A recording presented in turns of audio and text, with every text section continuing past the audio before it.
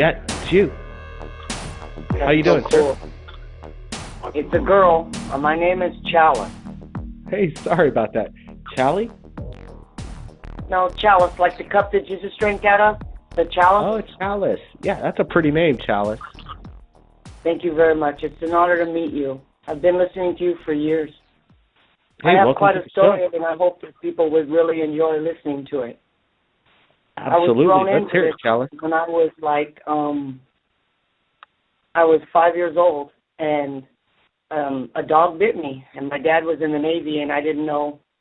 I knew he was a general, and he built ships and things like that. I lived at Long Beach, and they took me on this ship, and that was the beginning of my whole life changing. When I was 10 years old, I was told that I had to do these things, and I got to meet things and do things. I found out my father worked at Area 51, but when they did the surgeries on my face, it was different than what most people see, and it was pretty miraculous. St. Bernard bit me, tore my face to pieces. I was very young. What? Okay, hold on, Chalice. That's so far. Wow, I'm blown away right now. I don't want to cut you off, but I just want to state on how important this is. Your dad worked at Area 51. You've been aboard the Yes, ship. he was Bob Lazar. He knew everybody, but the thing is I was always afraid to say anything. I've never been able to. I tried. My family knows it's true. My people and everybody around me know what I'm talking about. My father was murdered in front of us by them because Murdered I by was put who? in a program because they fixed me. I guess my dad agreed there was all these generals that had their own kids. They chose one kid. That one kid, well, I was supposed to be a boy, I guess, because they didn't want girls on ships. So I was dressed as a boy, and they did the surgery on my face, and I thought everything was okay. I was a little weird for me to go back home and have to be a girl again. I had clothes that I had to change. But then things started getting really weird when I got older, and then my father, he started showing me things, and I got to meet things and do things that people just have no clue that is amazing. There was a guardian. His name was Guardian. He worked at Area 51. He was my friend. I know no one will never believe me, but he was the greatest. He showed me things that... Chalice, is this the Guardian of the famous videotape that was released with the thumbprint on the VHS tape? It was submitted with the... Okay, wow. Go ahead. So anyways, when I was a little girl, he says, I want to show you things. And then they did things that they put me part of to see. They injected me with things, and they did things. But you know what? I learned in the end because they went through just as much trauma as I did, getting all their shots, and we became friends. I trusted them because I guess I was a little girl. But they didn't, the men thought I was a boy, but they knew, and my dad knew I was a girl. It was kind of weird. I can't explain it to you. My dad made sure this was later until I got older. It took me 37 years, and they only gave me one piece, and it was the way they did it that was just shocking. I could tell you anything. I'll tell you the truth. It's really scary for me because everybody's been murdered that's been around me, and I've had a family, and I've done everything I'm supposed to do. I'm a grandma. I got a lot of children, and I take in children every day, and I'm really loved. And they all know exactly. I've never hidden anything I've said and shown. I got proof of things that I have that would just shock people's worlds. But they're not all bad. They're not all good either. The Dulcie, that's real. The whole point was is they gave them 3 places. The deal was that they were to stay there. They didn't. They grew bigger, and they thought they were better, and they did. They captured so many, but we fought them, and we won. We won, and we did great. But it got scary for my father. He wanted me out, and we moved. We ran. The kids, my dad had many kids. We ran. I was the only one that was chosen. So when we ran, suddenly I was Chalice the girl and was never allowed to be told who I was before. So then I went there, and then these men found us. They killed my father right in front of me. They took my family and all of us. And then when we were at Evan Brown's mortuary, I knew they were going to come for his body. They didn't put him in a casket. They put him on a slab, and they just stood there in front of all of us children, and they looked at me and they told me that the lie should not have happened, that I should not have left, and that I'll always be part of theirs. And it was terrifying for me because I didn't know why my father was so afraid, and now he's dead. So they took a picture and they gave them to me. Photos I still have of my father dead, me standing there, and who took them? They did. My husband, I've been with him since I was 13. No man could ever be around weird things that happen like I go through. He's accepted me and known things that people just don't know. He's witnessed his own eyes. They show up, and we had to fight. But we stood our grounds, and there are rules. And there are good ones that will protect you. And Guardian showed me the good ones, and he shows me the bad. And they're bad are underneath us. The good are coming from above. These signs that you're seeing is the most beautiful thing because it's going to come. I saw it, and Guardian told me this in 1978. He showed me of a day where the lights would all be bright. He's not going to show us darkness. There's not no evil. He said that it was what you make it and you believe it. And I was little enough that I believed the world would be beautiful. And he told me it would, because all you got to do is believe. So he showed me a place where it was so beautiful. We were standing outside, one sighting after another, and it's coming, guys. I'm shaking inside because for 10 years I've had to believe that it was all a lie. The shots, the things I went through, the things I saw with my own eyes, not real. People didn't believe it. And I listened to your show. I wanted to say so much. I cried. My husband said, don't. What if they come back? I tried to talk to George Knapp, but they got a gag order on him. Everywhere I went, they told me not to say anything because my ties are so deep, my father. They gave me a plaque. The last gift they gave me was a plaque. On the plaque shows that he was murdered, and that was the only thing after all these years. My mother's never received anything, nobody in our family. My mother didn't even believe it was real. And it's at this place, and they said, 10 years is missing. That's the 10 years that I was with him at Area 51. The truth's going to come out. Well, there was a rental car driver that sold his merchandise. His name was Boyd. He stole the car. My dad built a car that was really, it was a virus motor. It would have made everybody have flying cars. It would have been the greatest in our world. We would have been the Jetsons. But he took it and he went to Las Vegas. That's how I ended up here. And when we came here, my dad told him, you stole technology from Area 51. Do you realize I'm going to win this race? My dad says, if you don't, I'll kill you because we're all dead now. Do you understand that they'll kill us? Bob Lazar knew he was going to run because of what they built. I was in a ship called, my mom watched a soapie called Dark Shadows. I love watching it. But Dark Shadows is a ship that transforms from a stealth. And I told my husband this, and it flew over us, and we saw it long before the world saw it. And I was in it. And it transformed into a submarine, went under the ground in Long Beach, went into the ground. I saw the great tunnels. We went all the way through to Area 51. We land, we get in this little like cart thing, and you go to these giant doors of concrete. I was a little girl. So the most things that I remember is when I got there, I was always hungry. And I would do anything for a candy bar, a beautiful chocolate candy bar. Nobody seemed to understand that I was always hungry. They just kept working. So when I was finally there was other children in the corner. I've told all the kids this, my husband. It's my everyday. These children were normal children, but they didn't talk. I played. The guys and everybody there in the suits told me if you want a candy bar, it's up there on that shelf. I know the room I was in. They were building it. It was to be the biggest and the most important, which is a time gate. And I said, how am I going to get to this? My father was a general, so I had to do war tactics at 8 years old. Because I was a boy, supposedly, I had to be good at everything I did. So I had to do it. just done what I told to do, and I did it. But I had to get to this candy bar, and these kids wouldn't play. And there was other things that they made us do for experiments, and they would do amazing things, like the crawling bars. You go up at the top.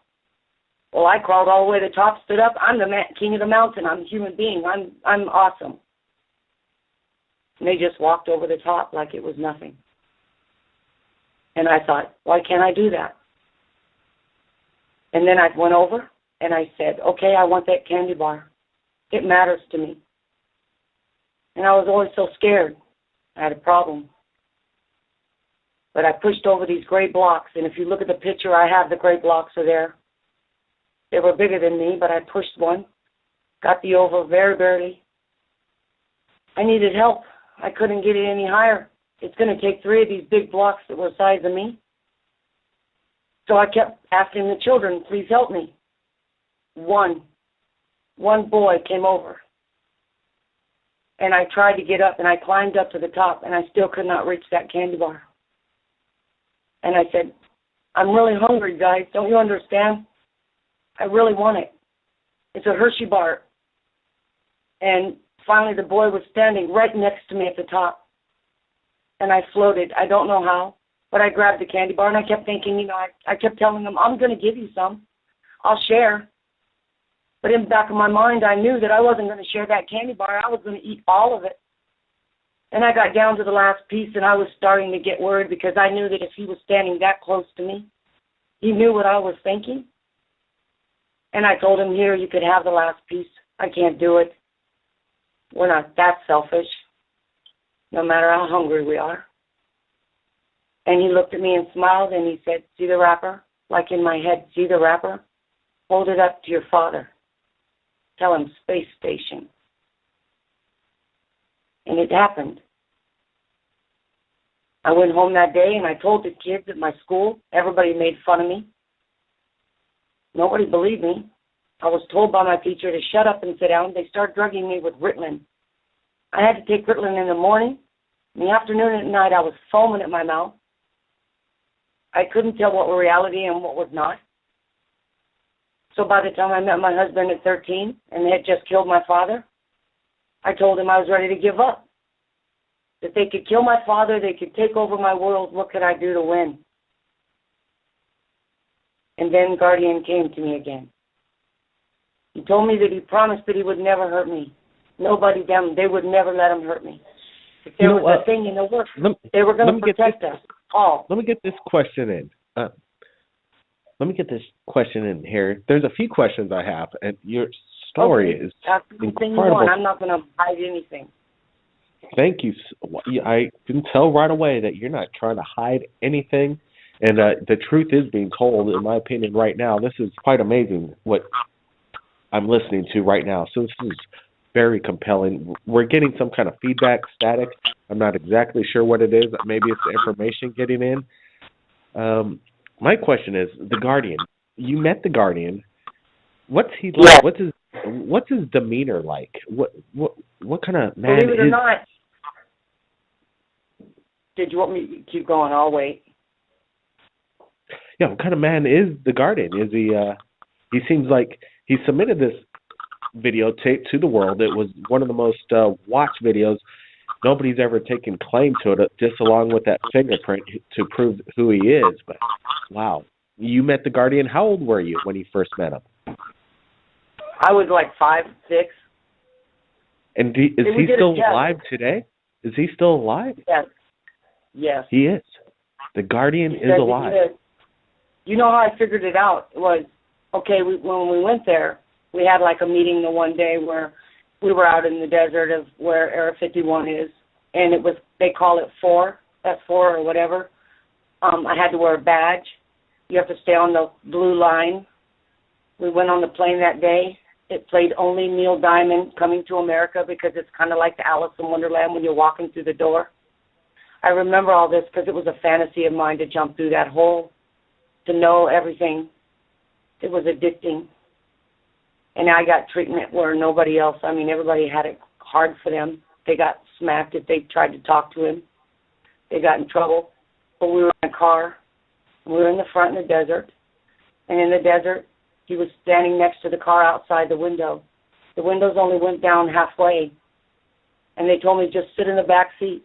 We're going to go a little fast. My dad said, we'll go fast. We're just going to record this to see what can happen. And I said, okay, it's going to be fun. And Guardian said, you want to hold my hand? And I said, yeah. And then the car went. It was like there was not even a jerk from his hand.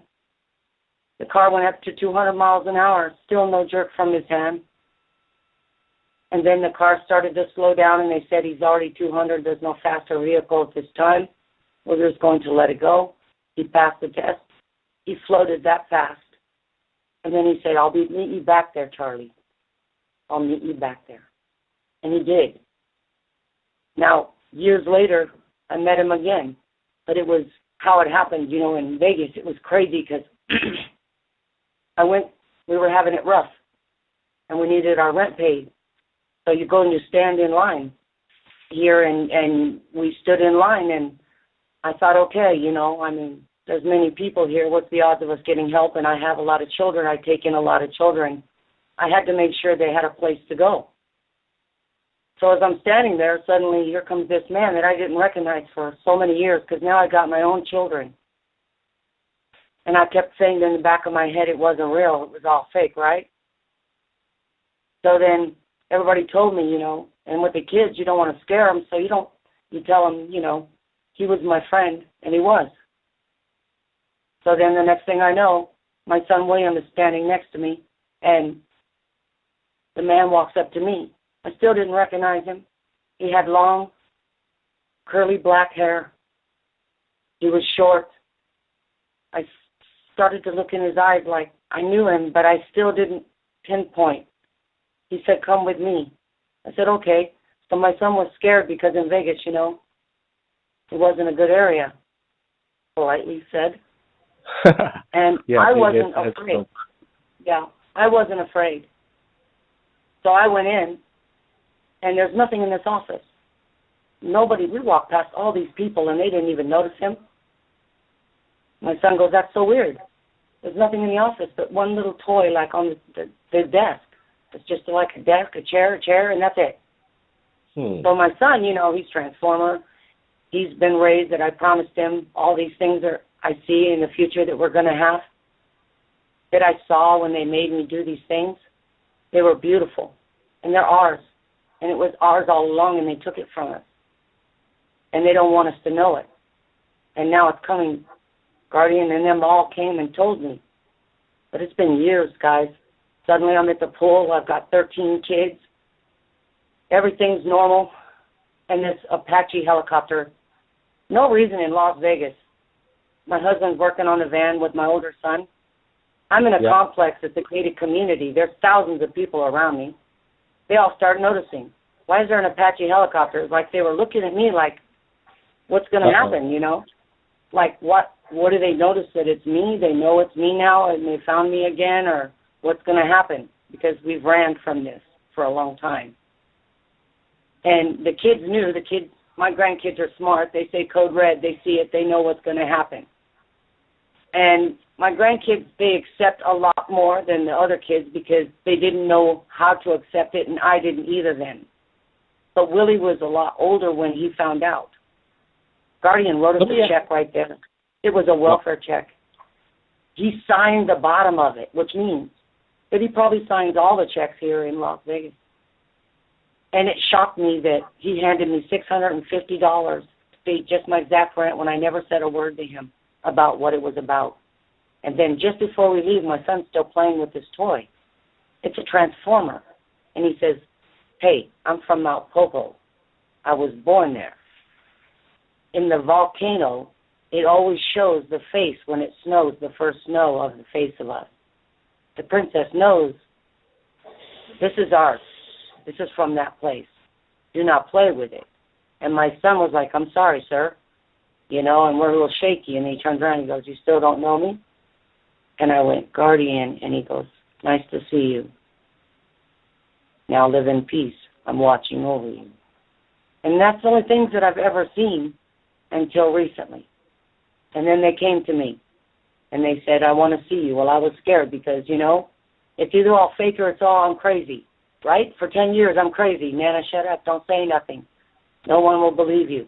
Nana, please hush. Don't say nothing. So I have to hide these things. And for 37 years, my dad was murdered for no reason. All of them, all 12 of them. There was a lot of men involved. Then the Dulce effect happened, that base, and I knew we were going to fight back.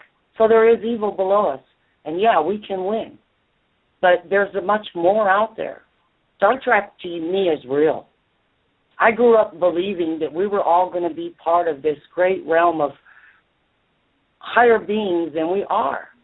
I was told that we're going to overcome all of this, and I see a great day. You're going to all freak out, but your sightings are going to go more and more. And then when the sightings is so abundant, like 3,000 right above your head, and there's no hiding it, you're just going to stand there, and they're going to tell you with your phones, everybody or technology will all say, go outside. You'll go outside. You'll look up. You'll see the saucers. There's no lying anymore. But the best part about your show is you go further. You go much further. And you're going to show the world there's nothing to be afraid of in the end, because why? These evil things that are below us, they're not going to harm us. We can win. You hit them and they fall down, they bust, they're little, they don't even have muscle. Our men went in, we kicked their butts, we stole their